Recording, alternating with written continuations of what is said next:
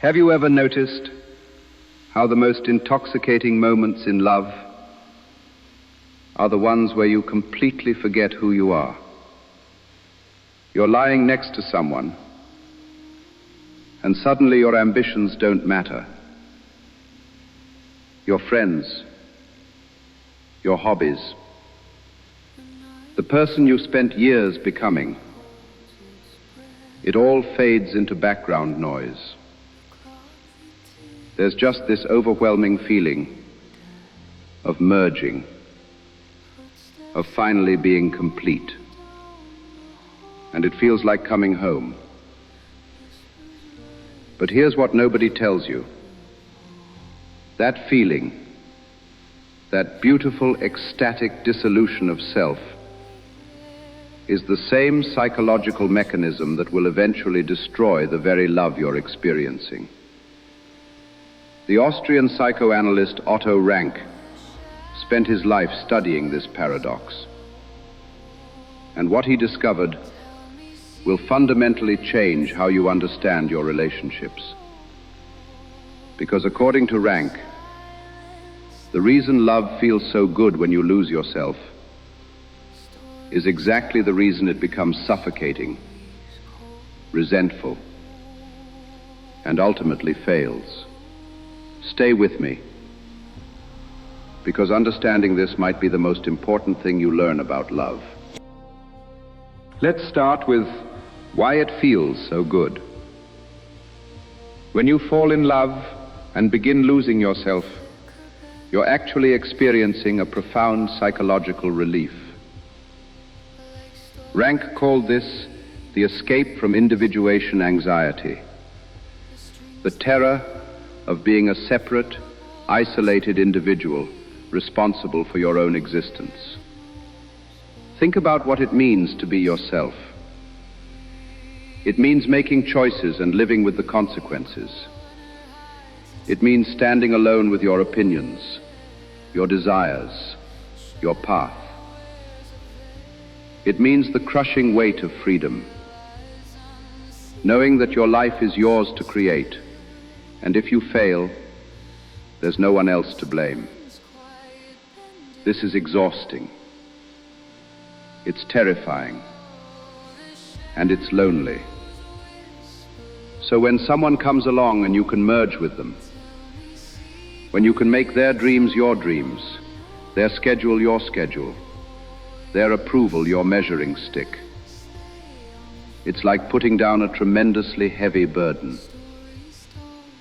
You don't have to be yourself anymore. You can just be part of us. The anxiety vanishes. The loneliness dissolves. You feel safe, held, complete. But here's the trap. This merger that feels like love is actually a kind of psychological suicide. Rank understood that human beings are caught in a fundamental conflict. On one hand, we desperately want to merge, to return to that original state of union we had in the womb. No separation, no responsibility, just oceanic oneness. On the other hand, we have an equally powerful drive toward individuation, toward becoming a unique, separate, creative self. When you lose yourself in love, you're choosing merger over individuation. And at first, this choice feels transcendent. But your psyche hasn't forgotten who you are.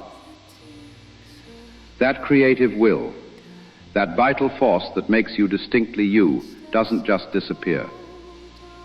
It goes underground. And it starts to rot. You begin noticing small irritations. Your partner wants to watch their show again. Why don't you ever get to choose? They're making plans without asking you. Wait, when did you stop having your own plans to begin with? You realize you haven't called your best friend in months. You can't remember the last time you did that thing you used to love. And then comes the resentment. Not the loud, obvious kind at first. Just a quiet voice that whispers, "Who am I anymore?" Here's where it gets truly painful. And this is the paradox Rank identified that most people never understand. The person you merged with, the one you dissolved yourself for, will eventually lose respect for you because you lost yourself. Think about it. What attracted them to you in the first place? Your uniqueness, your perspective, your separate existence that made you interesting, mysterious, worth pursuing. But now you're a mirror. You reflect them back to themselves. You've become an extension, not a person. And unconsciously they start to pull away. Meanwhile, you feel abandoned, betrayed. You gave up everything. You sacrificed your identity for this relationship. How dare they withdraw when you've been so devoted, so selfless, so loving? But Rank would say you weren't being loving. You were being self-erasing. And there's a profound difference. Real love, according to Rank, requires two separate individuals, not two halves making a whole, but two whole people choosing connection while maintaining their separateness. This is terrifying, because it means you can be left, you can be rejected. The other person can choose differently. But self-erasure is also terrifying, because you're guaranteed to lose. Either your partner leaves and you've lost both them and yourself,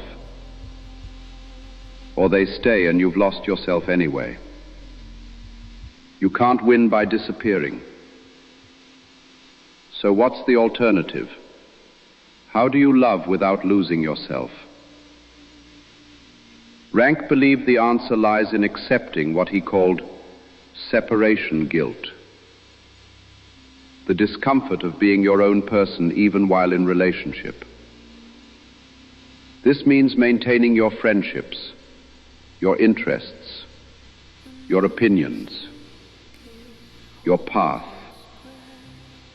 not as a withholding from your partner, but as a gift to them. Because paradoxically, the more you remain yourself, the more you have to offer. Think about the relationships that truly inspired you. Were they with people who had no identity of their own? Or were they with people who remained mysterious, interesting, separate? People who chose you but didn't need you to exist. Rank's vision of mature love is radical. It's two people standing in their own individuality, accepting the anxiety of separateness, and choosing each other anyway. Not because they're incomplete without each other, but because they want to share their completeness. This kind of love doesn't feel like the ecstatic merger of early romance. It feels different, steadier, more real, sometimes even lonely in its honesty. But it's sustainable, it's respectful, and it allows both people to keep growing. So the next time you feel that seductive pull to lose yourself in love, to make someone else's life your life, pause and ask yourself, am I loving this person? Or am I escaping myself? Because the truth Otto Rank uncovered is uncomfortable, but liberating. The only love that lasts is the love between two people brave enough to remain separate. The ecstasy of merger will always feel more intense, but the quiet strength of two individuals choosing each other, that's the love that doesn't destroy you. That's the love that sets you free.